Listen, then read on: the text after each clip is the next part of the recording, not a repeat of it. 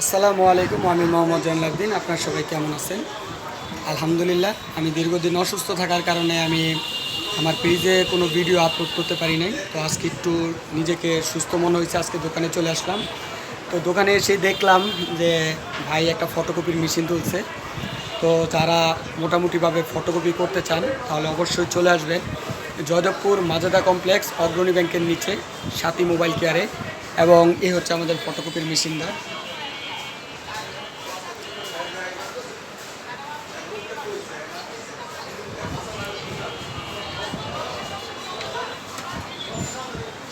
তো যেহেতু আমরা মেশিন তুলছি, অবশ্যই আমি এর আগের ভিডিওতে অনেকবার বলছি যে আমাদের দোকানে মোটামুটি সবই পাওয়া যায়।